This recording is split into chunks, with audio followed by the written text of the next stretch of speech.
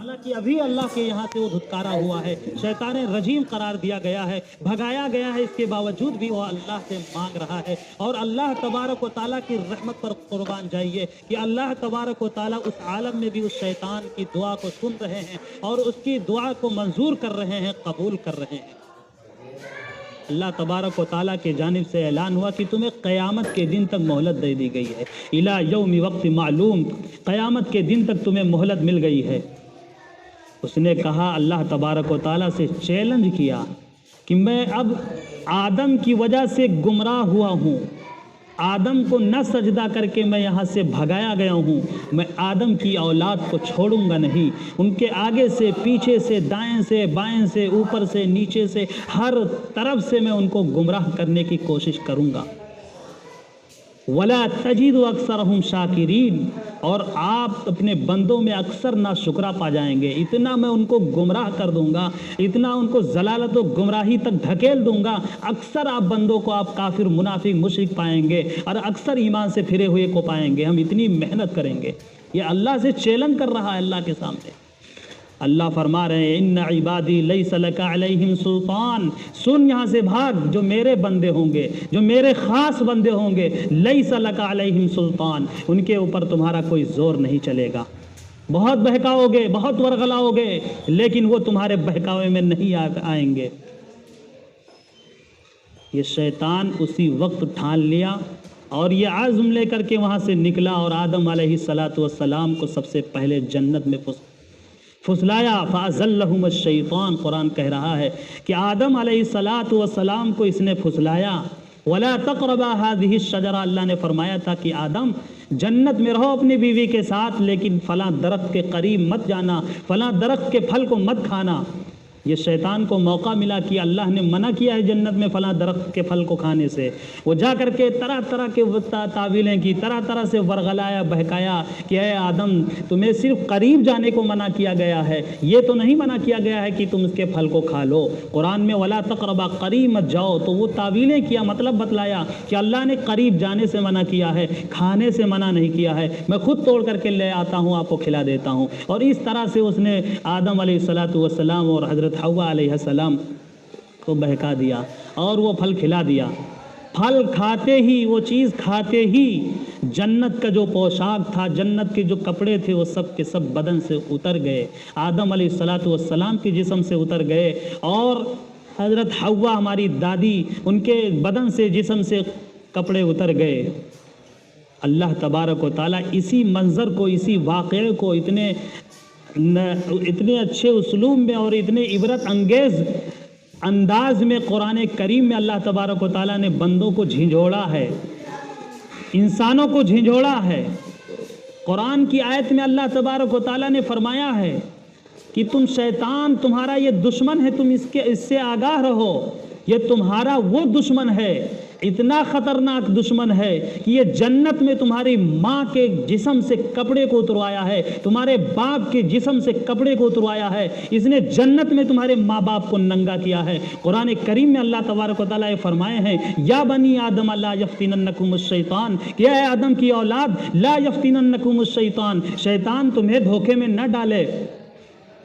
कमा यंज़िउ अन्हुमा लिबासहुमा लियुरियहुमा सौआतिहिमा, जैसा कि इसने धोखे में डाला आदम और हव्वा को और उनके जिस्म से कपड़े को उतरवा दिया और उनको नंगा कर दिया। ये कुरान इस तरह से झिंझोड़ रहा है आदम की औलाद को, इंसानों को, बंदों को। अल्लाह तबारक व तआला इस तरह से फरमा रहे हैं कि ये वही शैतान है, ये उसी का किरदार है कि जिसने तुम्हारे माँ बाप को नंगा किया है, तुम्हें भी नहीं छोड़ेगा। और आज यही कर रहा है। आज का माहौल हम देख ले, आज हमारी बेटियां किस तरह से नंगे घूम रही हैं, किस तरह से हमारी औरतों से पर्दा ख़त्म हो गया है, किस तरह से हमारी घर में औरतें बेहयाई का मुजाहिरा कर रही हैं। ये शैतान ही की कोशिश है, शैतान ही मुसलसल कोशिश कर रहा है। आदम अलैहिस्सलाम और उनकी बीवी को नंगा किया था, आज दुनिया के अंदर औरतों को नंगा करने पर तुला हुआ है शैतान। ये हमारा सबसे बड़ा दुश्मन है। कुरान कह रहा है कि ये शैतान से होशियार रहो। और ये शैतान, इसके बहकाने के बड़े अंदाज हैं, बड़े अजीब अजीब अंदाज से बहकाता है, चूँकि ये बहुत पढ़ा लिखा है। एक सवाल जहन में आता है कि ये शैतान को अल्लाह तबारक व तआला ने बनाया ही क्यों? اللہ تبارک و تعالیٰ چاہتے تو شیطان کو نہ پیدا کرتے، شیطان کا وجود نہ ہوتا، لوگ نہ بہکتے، لوگ نہ گمراہ ہوتے۔ آخر شیطان کو اللہ تبارک و تعالیٰ نے بنایا کیوں، پیدا کیوں کیا؟ مشائخ نے اس کا جواب کتابوں میں یہ لکھا ہے بڑوں نے کہ انعام جب کسی کو دیا جاتا ہے تو کس موقع پر انعام دیا جاتا ہے؟ کسی کو کوئی گفٹ دیا جاتا ہے یا حوصلہ افزائی کے لیے کچھ دیا جاتا ہے تو کس موقع پر دیا جاتا ہے؟ اسی موقع پر دیا جاتا ہے جب وہ کام چاہتا تو نہ کرتا لیکن وہ کر گیا، اس کے لیے مشکل تھا وہ کام کرنا لیکن وہ تب بھی کر گیا، تبھی تو اس کو انعام دیا جاتا ہے۔ ایک مثال سے سمجھ سکتے ہیں، اگر ہمارے پاس گناہ کرنے کے ذرائع نہ ہوتے، اگر ہمیں کوئی بہکانے والا نہ ہوتا، اگر ہمیں نماز سے روکنے والا کوئی نہ ہوتا تو ہم فرشتوں جیسے ہوتے، ہمیں کوئی اجر نہیں ملتا، ہمیں کوئی ثواب نہیں ملتا۔ فرشتے چاہیں گناہ کرنے کے لیے تو گناہ نہیں کر سکتے، اس لیے کہ ان کے اندر گناہ کرنے کا مادہ ہی نہیں رکھا گیا ہے۔ وہ کسی طرف سے وہ گناہ نہیں کر سکتے، اللہ کی نافرمانی کر نہیں سکتے، اس لیے کہ ان کی پیدائش ہی نہیں ہوئی ہے، ان کی فطرت ہی نہیں ہے اس طرح کی کہ وہ کر سکے، ان کے یہاں گناہ کرنے کا مادہ نہیں ہے۔ اگر انسان کے اندر بھی یہی چیز ہو جاتی کہ انسان بھی چاہتے ہوئے گناہ نہیں کر سکتا تھا، گناہ کے سارے ذرائع بند کر دیے جاتے، انسان بھی نہیں کر سکتا گناہ، تو پھر انسان اور فرشتے ایک جیسے ہو جاتے۔ انسان کو بہکانے والا کوئی ہے؟ اللہ تبارک و تعالیٰ نے شیطان کو جو بنایا ہے وہ اس لیے بنایا ہے کہ انسان کو جب کوئی بہکائے اور ورغلائے اس کے باوجود بھی وہ اللہ کی طرف آئے، شیطان کے راستے کو چھوڑ کر کے رحمان کے راستے پر چلے، اور وہ شیطان کے ورغلانے میں نہ آئے بلکہ اللہ کے حکموں کی تابع داری کرے، پھر وہ اجر کا مستحق ہوتا ہے، ثواب کا مستحق ہوتا ہے، انعام کا مستحق ہوتا ہے۔ اللہ تبارک و تعالیٰ نے اس لیے بھی شیطان کو بنایا۔ اور ایک وجہ اور بھی لکھی ہے کہ یہ شیطان جنت میں کل بروز حشر کے میدان میں ہمارے لیے مغفرت کا ذریعہ بھی بن جائے گا۔ جیسے کہ قرآن خود کہا، اللہ تبارک و تعالیٰ نے خود فرمایا آدم کے بارے میں، اس درخت جنت کے اس درخت کے پھل کو آدم نے کھایا تھا، حوا نے کھایا تھا، لیکن اللہ تبارک و تعالیٰ نے فرمایا وَلَمْ نَجِدْ لَهُ عَزْمًا، ان کے اندر کھانے کا کوئی ارادہ نہیں تھا، وہ کھانے والے نہیں تھے، لیکن فَأَزَلَّهُمَ الشَّيْطَانُ، یہ شیطان مردود کا کھیل تھا کہ اس نے ورغلایا، اس نے بہکایا، اس نے پھسلایا، اور اس طرح سے آدم اور حوا پھسل گئے۔ ان کے اندر کوئی کھانے کا ارادہ نہیں تھا، کوئی گناہ نہیں ہوا، پیغمبر معصوم ہوتے ہیں، یہ شیطان نے ان کو پھسلایا تھا، ان کو پھسلا دیا۔ کل قیامت کے دن بھی یہی شیطان جو ہے مغفرت کا ذریعہ بن جائے گا۔ بڑے بڑے پاپی، بڑے بڑے گنہگار جب اللہ کے سامنے پیش ہوں گے، اللہ کے سامنے حاضر کیے جائیں گے، تو وہ بندے کہیں گے، گنہگار لوگ کہیں گے کہ یا الہ العالمین، ہم بہت کمزور تھے، ہم بہت لاچار تھے، ہمارے سامنے گناہوں کے ذرائع تھے اور گناہوں کے انبار لگے ہوئے تھے، ہم اس میں پھسل گئے اور ہم نہیں چاہتے تھے کہ ہم آپ کی نافرمانی کریں، ہم کوئی گناہ کریں، لیکن یہ شیطان ہمارا دشمن تھا، یہ ہماری کمزوری کا فائدہ اٹھاتے ہوئے ہمیں بہکا دیا اور غلا دیا اور اس کام میں لگا دیا۔ پورا اپنا جو ہے پورا الزام، پورا جرم ہر بندہ قیامت کے دن شیطان کے اوپر ڈالے گا۔ اللہ کی رحمت اس وقت عام ہوگی، اللہ تبارک و تعالیٰ اس کے عذر کو قبول کر کے اور اسی شیطان پر پورا بوجھ ڈال کر کے پھر اللہ تبارک و تعالیٰ اس کی مغفرت فرما دیں گے۔ تو یہ شیطان بھی ہمارے لیے باعث رحمت ہے، کل قیامت کے دن انشاءاللہ باعث رحمت بن جائے گا۔ تو اللہ تبارک و تعالیٰ نے اس لیے اللہ تبارک و تعالیٰ فعل الحکیم لا یخلو عن الحکمت کہا گیا ہے کہ حکیم جو ہوتا ہے، جس کے اندر حکمت اور دانائی ہوتی ہے، وہ اس کا کوئی بھی کام جو ہے حکمت سے خالی نہیں ہوتا ہے۔ اللہ تبارک و تعالیٰ حکیموں کے حاکم ہیں، اللہ تبارک و تعالیٰ کے اندر حکمت اور دانائی ہے۔ اللہ تبارک و تعالیٰ نے شیطان کو اگر بنایا ہے، وجود بخشا ہے، تو اس میں بھی حکمت ہے، اس میں بھی کوئی پوشیدہ راز ہے۔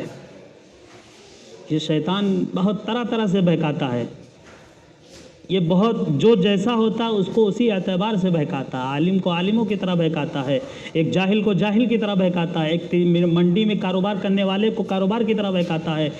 بہت اس کے پاس ٹرک ہیں، جیسے کہ اس نے عزم کیا تھا، ارادہ کیا، اللہ کے سامنے چیلنج کیا تھا کہ ہر طرف سے ہم آپ کے بندوں کو بہکائیں گے۔ یہ شیطان بہکا رہا ہے۔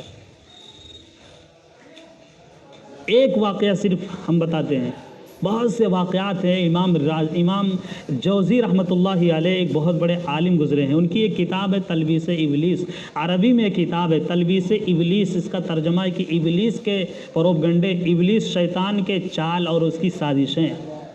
یہ بڑوں کا احسان ہے ہمارے اوپر کہ انہوں نے شیطان کے جالوں کو بھی، شیطان کے وسائل کو، جس طرح سے وہ بہکاتا ہے، جس طرح سے لوگوں کو پھنساتا ہے، اس کو کتابوں میں لکھ دیا ہے۔ ہم پڑھ کر کے اس سے ہوشیار ہو سکتے ہیں، کیونکہ اگر ہم جانیں گے نہیں، شیطان کے ورغلانے کے انداز کو نہیں سمجھیں گے تو ہم بہک جائیں گے۔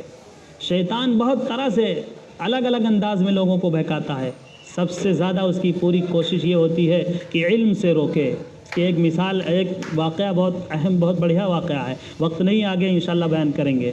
اور ایک دوسرا اس کا ٹارگٹ ہوتا ہے ازدواجی زندگی پر حملہ کرنے کا، یعنی میاں بیوی اگر آپس میں پیار و محبت کے ساتھ پرسکون زندگی گزار رہے ہیں تو یہ شیطان کو بہت عجیب لگتا ہے، اور شیطان اس کے خلاف بیڑا اٹھا لیتا ہے کہ اب میاں بیوی آپس میں پیار و محبت کے ساتھ رہیں، ایسا کیسے ہے؟ پھر وہ آپس میں طرح طرح کے شکوک و شبہات ڈالتا ہے میاں بیوی کے درمیان میں۔ وہ چاہتا ہے کہ میاں بیوی میں جدائیگی ہو جائے اور دو خاندان میں لڑائی چھڑ جائے، اور ایک طرح سے جو ہے اولاد کے اوپر، نسل کے اوپر، سب کے اوپر اثر پڑے، اس کا خاندان کے اوپر حملہ کرنے کی اس کی کوشش ہوتی ہے، میاں بیوی پر حملہ کرتا ہے وہ۔ پھر شوہر کے اندر طرح طرح کے الفاظ نکلوا دیتا ہے، شوہر طلاق دے دیتا ہے، اور طلاق دینے کے باوجود بھی شوہر اپنی بیوی کو رکھتا ہے۔ آج کے زمانے میں جو ہے یہ بہت عام ہے، کتنے لوگ اپنی بیوی کو برا بھلا کہہ کر کے طلاق بھی دے دیتے ہیں، اور اس کے باوجود بھی اپنی بیوی کو اپنے گھر میں رکھتے ہیں، ان کے ساتھ ہم بستری کرتے ہیں۔ یہ شیطان بہت کوشش کرتا ہے کسی طرح سے کہ یہ خاندان اجڑ جائے، تباہ ہو جائے، میاں بیوی آپس میں سکون کے ساتھ زندگی نہ گزاریں، پوری کوشش ہوتی ہے۔ یہ شیطان جب اتنا بڑا ہمارا دشمن ہے تو ہم اس سے بچ کیسے سکتے ہیں؟ کیسے بچ سکتے ہیں؟ مشائخ نے ایک مثال کے ذریعے سے سمجھایا ہے، اس کے بچنے کا طریقہ بھی بتایا ہے کہ ہم اس دشمن سے کیسے اپنے آپ کا بچاؤ کر سکتے ہیں۔ ایک مثال دے کر کے سمجھایا ہے کہ جیسے اگر کوئی دوست اپنے دوست کے یہاں جائے ملنے کے لیے، اور اس دوست کے مکان پہ کاٹنے والا کتا موجود ہو، تو یہ جائے گا تو فوراً وہ دوڑے گا، چونکہ وہ کاٹنے والا کتا ہے تو دوڑے گا۔ تو اب اس کے پاس 3 آپشن ہیں، چاہے تو وہ واپس چلا جائے، اپنے دوست سے نہ ملے، اور دوسرا آپشن اس کے پاس یہ ہے کہ اس کتے سے بھیڑ جائے، مقابلہ کرے، اور مقابلہ کر کے پھر اپنے دوست سے ملے، اور تیسرا آپشن یہ ہے کہ وہ خود اس کتے کے مالک یعنی اپنے دوست کو پکارے، آواز دے کہ ہماری مدد کریے، تمہارا کتا ہے تو کاٹنے کے لیے دوڑ رہا ہے۔ تو یہ تیسرا آپشن سب سے کامیاب ہے۔ پہلا ہے کہ وہ ملاقات نہیں کر پائے گا، دوسرا ہے کہ اسے لڑے گا تو ہو سکتا ہے اس کا کچھ نقصان ہو جائے، اور تیسرا سب سے بہتر طریقہ یہ ہے کہ وہ اپنے دوست کو پکارے اور وہ اس کتے کو خاموش کرے، پھر وہ ملاقات کرے۔ ایسے ہی مشائخ نے مثال کتنا بڑھیا دیا ہے کہ ایسے ہی شیطان کی مثال ایک کتے کی مثال ہے، کہ شیطان اگر تم چاہو کہ بالکل خاموش ہو جائیں، شیطان سے بالکل الگ ہو جائیں، تو ایسا نہیں ہو سکتا۔ اللہ کے حکموں کی اطاعت اور اللہ تعالیٰ سے تعلق نہیں ہو پائے گا۔ اللہ سے تعلق مضبوط کرنا، اللہ کی رضا والی زندگی گزارنی ہے، تو ہمیں پہلا آپشن یہ کہ ہم بالکل خاموش رہیں، اس سے بھی ہمارا کام نہیں چلے گا۔ دوسرا آپشن یہ ہے کہ ہم شیطان سے بھیڑے مقابلہ کریں، تو یہ بھی ہمارے لیے مشکل ہے کہ کہاں تک ہم شیطان سے مقابلہ کریں گے۔ سب سے آسان جو صحیح طریقہ اور جو صحیح چیز ہے کہ جس کے ذریعے سے ہم شیطان سے بچ سکتے ہیں، وہ یہ ہے کہ ہم خود شیطان کے بنانے والے کی مدد مانگیں، اللہ تبارک و تعالیٰ کو آواز دیں، اللہ تبارک و تعالیٰ سے گڑ گڑائیں، روئیں، اور اللہ تبارک و تعالیٰ سے مدد مانگیں شیطان مردود سے۔ اور بزرگوں نے یہ بھی لکھا ہے کہ صبح اور شام، فجر کے بعد، عشاء کے بعد اعوذ باللہ من الشیطان الرجیم، کس کو نہیں یاد ہے؟ بہت آسان دعا ہے، اعوذ باللہ من الشیطان الرجیم۔ اس کا ترجمہ ہی یہی ہے کہ اے اللہ، اعوذ باللہ، میں اللہ کی پناہ چاہتا ہوں شیطان مردود سے۔ 11 مرتبہ پڑھنے کا لکھا ہے بزرگوں نے کہ اس کا اہتمام کیا جائے، صبح پڑھ لیا جائے فجر کے بعد، اور شام میں عشاء کے بعد پڑھ لیا جائے۔ صبح پڑھنے کا فائدہ یہ ہوگا کہ دن بھر اس مردود شیطان سے ہمارا بچاؤ ہو جائے گا، اللہ کی مدد آئے گی اور اللہ بچائیں گے اس دشمن سے، شیطان سے۔ اور شام میں پڑھ لینے کا نتیجہ یہ ہوگا کہ پوری رات شیطان سے بچاؤ ہوگا، اللہ تبارک و تعالیٰ اس مردود شیطان دشمن سے بچائیں گے۔ اللہ تبارک و تعالی ہم سب کو کہنے سننے